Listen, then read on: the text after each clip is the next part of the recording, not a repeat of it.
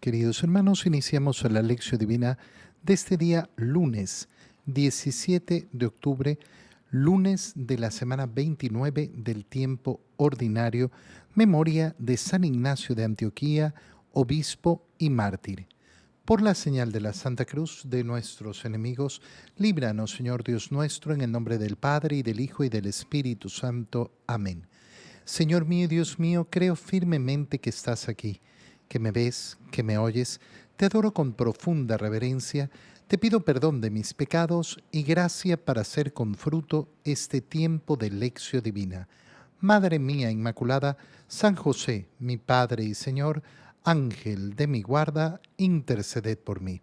En la primera lectura de este día lunes, continuamos leyendo la carta a los Efesios, capítulo 2, versículos 1 al 10. Hermanos, ustedes estaban muertos por sus delitos y pecados, porque en otro tiempo vivían según los criterios de este mundo, obedeciendo al que está al frente de las fuerzas invisibles del mal, a ese espíritu que ejerce su acción ahora sobre los que resisten al Evangelio. Entre ellos estuvimos también nosotros, pues en otro tiempo vivíamos sujetos a los instintos, deseos y pensamientos de nuestro desorden y egoísmo, y estábamos naturalmente destinados al terrible castigo de Dios como los demás. Pero la misericordia y el amor de Dios son muy grandes, porque nosotros estábamos muertos por nuestros pecados, y Él nos dio la vida con Cristo y en Cristo. Por pura generosidad suya, hemos sido salvados. Con Cristo y en Cristo nos ha resucitado y con Él nos ha reservado un sitio en el cielo. Así, en todos los tiempos, Dios muestra por medio de Cristo Jesús la incomparable riqueza de su gracia y de su bondad para con nosotros. En efecto, ustedes han sido salvados por la gracia mediante la fe. Y esto no se debe a ustedes mismos, sino que es un don de Dios. Tampoco se debe a las obras, para que nadie pueda presumir, porque somos hechura de Dios, creados por medio de Cristo Jesús para hacer el bien que Dios ha dispuesto que hagamos. Palabra de Dios. Entramos en el segundo capítulo de la carta a los Efesios. ¿Y con qué nos topamos? Con esa realidad de la gracia que hemos recibido a través de Cristo y cómo se sigue ejerciendo esa gracia continuamente para nuestra salvación. Ustedes estaban muertos por sus delitos y pecados. No estaban muertos simplemente por una condición natural, no simplemente porque, bueno, eso es la vida que tocó. No, estaban muertos por sus delitos y sus pecados, porque vivían según los criterios de este mundo. Fíjate qué importante es darse cuenta, ¿no? Que para seguir el Evangelio, los criterios del mundo no son los que hay que seguir. Esto vamos a verlo continuamente en la predicación de nuestro Señor. La predicación del Evangelio va en contra de la mentalidad del mundo. Por eso cuando nosotros hacemos nuestro examen de conciencia, tenemos que profundizar y darnos cuenta, bueno, mi pensamiento, mi forma de pensar, mi forma de actuar, mi forma de plantearme delante de la vida, de la existencia, ¿es de acuerdo a los criterios de Dios o de acuerdo a los criterios del mundo? Si yo, por ejemplo, soy de aquellos que siguen los criterios del mundo, bueno, es que todo el mundo piensa, todo el mundo dice, todo el mundo... Mira, normalmente ya es un buen parámetro para darnos cuenta que si yo sigo lo que todo el mundo piensa, no estaré caminando el camino del Señor. Si yo digo lo que todo el mundo dice, entonces no estaré caminando el camino del Señor. Ser cristiano verdaderamente de Cristo significa vivir según otra lógica. Y por eso es verdad que aquel que quiere ser de Cristo va a ser tachado como bicho raro en este mundo. Y esa es parte de la realidad del cristianismo. Ustedes vivían según los criterios de este mundo, obedeciendo al que está al frente de las fuerzas invisibles del mal. Aparece en esta parte la acción que realiza el demonio, una acción que es invisible, pero que está ahí, a ese espíritu que ejerce su acción ahora sobre los que resisten al Evangelio. Nosotros estamos en una pelea constante contra el demonio, y esto lo tenemos que tener también muy claro. Cuando nosotros contemplamos, vemos los comportamientos, las maneras de pensar, las modas que se imponen en el mundo, hay que darse cuenta de quién está detrás. ¿Quién está detrás? Es una batalla constante. ¿Y quién es el que gobierna la manera de pensar del mundo, la manera de actuar del mundo? ¿Quién gobierna las ideologías que parecen regir el mundo? El demonio, Satanás. Ese es el que está detrás. Entre ellos también estuvimos nosotros. San Pablo se coloca dentro de esta condición para no colocarse en una condición de, ay, yo soy tan distinto a ustedes, ustedes que son los pecadores. No, nosotros también estuvimos en lo mismo, porque estábamos sujetos, vivíamos sujetos a los instintos, deseos y pensamientos de nuestro desorden y egoísmo. Vivíamos sujetos a los instintos, deseos y pensamientos. Qué importante es, en primer lugar, dominarnos a nosotros mismos para saber que estamos caminando el camino del Señor. No, pero es que a mí me da ganas, a mí me da ganas, a mí me da ganas. Las ganas son los instintos, los deseos. Es que yo necesito esto porque, ¿por qué? Porque estás mal acostumbrado y no te dominas a ti mismo. Y los pensamientos de nuestro desorden y egoísmo. Cuando creemos efectivamente que tenemos un argumento que nos justifica para actuar como actuamos, cuando en verdad ese argumento lo único que hace es justificar nuestro egoísmo, nuestra falta de amor. Y estábamos destinados al terrible castigo de Dios. San Pablo habla con claridad de ese terrible castigo de Dios. Qué peligro es cuando las personas, no, yo no creo en el castigo, yo no creo en el castigo, Dios es amor. Bueno, entonces tú no crees en la palabra de Dios. Tú no crees en Cristo, porque Cristo ha hablado con claridad de ese lugar de castigo, de los tormentos del infierno. Y los apóstoles, repitiendo las palabras de Cristo, han hecho lo mismo. Pero yo pienso, sí, tú piensas de acuerdo al pensamiento del mundo. Y recuerda quién gobierna el pensamiento del mundo. Hay que acoger el pensamiento de Dios. Pero la misericordia y el amor de Dios son muy grandes. Después de haber explicado la condición de pecado, después de haber explicado esa condición de miseria del ser humano, comienza a hablar San Pablo de esa misericordia de Dios y lo primero que dice es que es muy grande. Y efectivamente, cuando hablamos de la misericordia de Dios, lo primero que tenemos que darnos cuenta es de lo grande que es. Si nosotros creemos que hemos llegado al límite de la misericordia de Dios, qué confundidos estaremos. Qué confundidos estaremos, porque nunca alcanzaremos a conocer, a verdaderamente mirar la grandeza de la misericordia de Dios. Nosotros estábamos muertos por nuestros pecados y Él nos dio la vida en Cristo y en Cristo. ¿Por qué motivo? Por pura generosidad suya. Por pura generosidad suya. La misericordia de Dios no es un premio. La misericordia de Dios no es un pago por nuestros servicios. La misericordia de Dios no es un bien de consumo. Yo te doy tanto y tú me das tanto. Ese trueque. No, la generosidad es el único motivo que mueve el corazón misericordioso de Dios. Solo su generosidad. ¿Por qué Dios es misericordioso? Muy sencillo, porque a Él le da la gana. No hay otro motivo. Porque a Él le da la gana de ser misericordioso por su generosidad. Hemos sido salvados y con Cristo y en Cristo nos ha resucitado.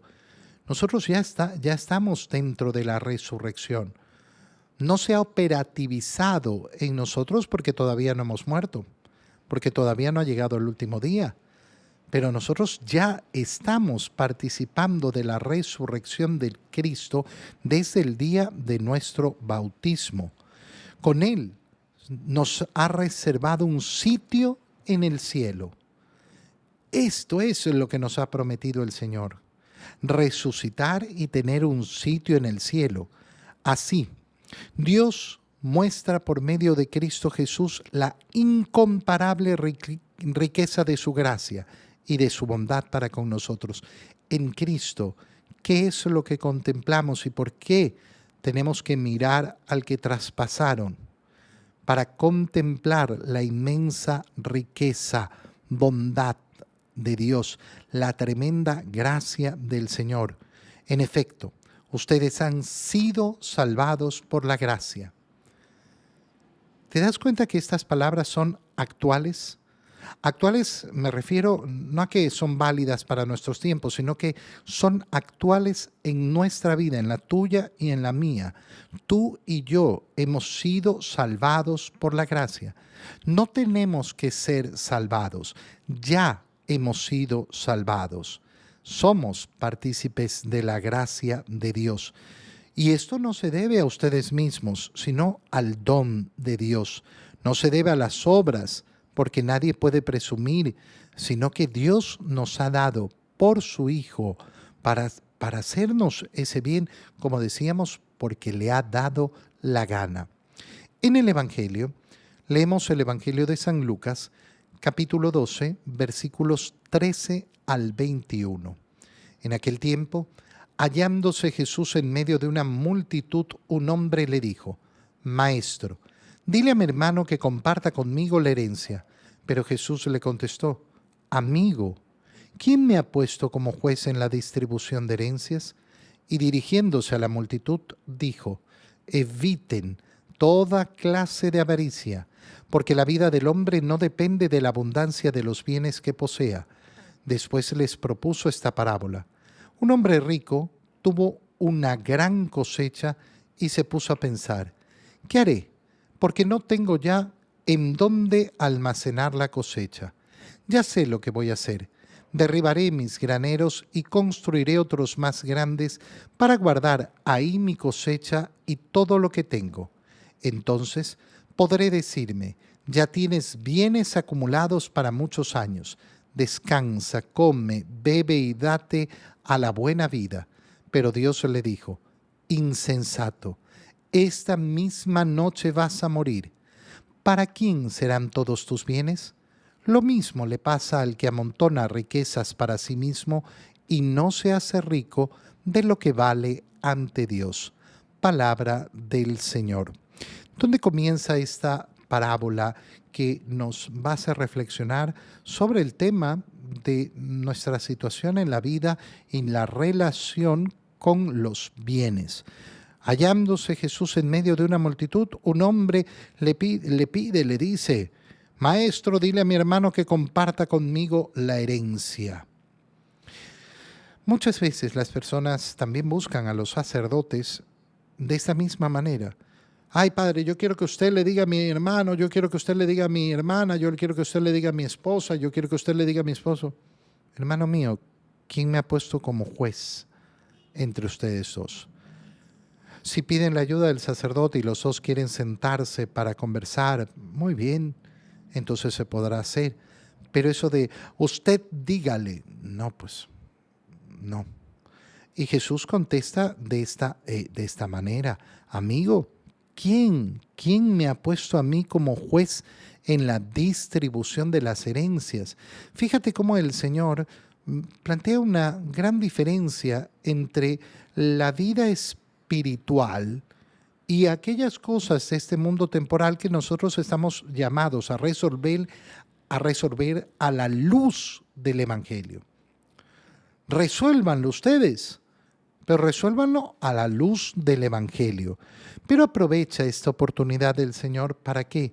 Para hablar en contra de la avaricia. ¿Por qué habla en contra de la avaricia? Porque este hermano vivía resentido porque quería compartir la herencia. Había una situación posiblemente injusta, que ha durado muchos siglos, en la cual el que recibía la herencia o la mayor parte de la herencia de sus padres era el primogénito, el mayor de los hermanos. Hoy en día nosotros sabemos que esa ley no sería justa. ¿Quiénes son los herederos? Todos son los herederos. ¿Y eso a la luz de qué ha llegado a ser? Porque en nuestras sociedades actualmente se considera como herederos a todos los hijos. Porque esa es la luz del Evangelio en medio de las sociedades. Porque la luz del Evangelio que nos hizo ver que si todos somos bautizados hijos de Dios y todos somos herederos, entonces todos los herederos deben ser considerados iguales. Son aquellas cosas que aquellos que están en contra de la fe nunca reconocerán. Nunca reconocerán cómo en las leyes ha influenciado tanto la visión del Evangelio para abrirnos los ojos a realidades como esta, que antes no eran consideradas. Después entonces les dice a la multitud: eviten toda avaricia, porque la vida del hombre no depende de la abundancia de los bienes que posea. La vida del hombre no depende de la abundancia de los bienes. La vida del hombre no depende de la abundancia de los bienes. ¿Por qué lo repito tanto? ¿Por qué es tan importante repetírnoslo una y otra vez? ¿Cuántas personas tienen tanto rencor en su corazón, tanta ofuscación, tanta amargura? ¿Por qué? Por los bienes que no poseen. Y les propone entonces una parábola. Un hombre rico tuvo una gran cosecha y se puso a pensar: ¿qué haré? Ya sé, voy a construir graneros más grandes, voy a derribar los que tengo y entonces voy a guardar toda esta cosecha. Y entonces, ¿qué llegará? El poder decirme: ya tienes bienes acumulados, descansa, come, bebe y date a la buena vida. Este es el deseo de muchos corazones. Pregunta típica que yo hago: ¿qué anhelas? ¿Qué deseas? Yo quiero estar en paz. Déjame ver, aquí dice algo igualito, ¿no? Entonces podré decirme: ya tienes bienes para muchos años, descansa, come, bebe, date la buena vida, vive en paz. No es la vida que nos propone el Señor. No es la vida que nos propone el Señor. El Señor nos propone una vida de constante lucha, de constante sacrificio, de constante entrega. Pero además, la parábola nos dice que ese mismo día le dice el Señor: esta misma noche vas a morir. ¿Qué hiciste con tu vida? ¿Qué hiciste con tu vida? Oye, yo una de las cosas que repito siempre, porque me parece una frase tan absurda, tan monstruosa, de esos papás que dicen: oh, yo me esfuerzo para asegurarles el futuro a mis hijos. Drogadicto, ese vive en una ilusión tan grande: asegurarle el futuro a mis hijos. Ese es el motivo de su existencia. Eso es lo que anhela, eso es lo que construye. El imposible. Porque nunca les va a asegurar el futuro a sus hijos. Nunca. Bueno, de este modo viven muchas personas en modos semejantes, buscando irrealidades, insensato. Esta misma noche vas a morir. ¿Qué fue lo que hiciste con tu vida? Te doy gracias, Dios mío, por los buenos propósitos, afectos e inspiraciones que me has comunicado en este tiempo de lección divina. Te pido ayuda para ponerlos por obra. Madre mía Inmaculada, San José, mi Padre y Señor, Ángel de mi guarda, interceded por mí. María, Madre de la Iglesia, ruega por nosotros. Queridos hermanos, un feliz día para todos.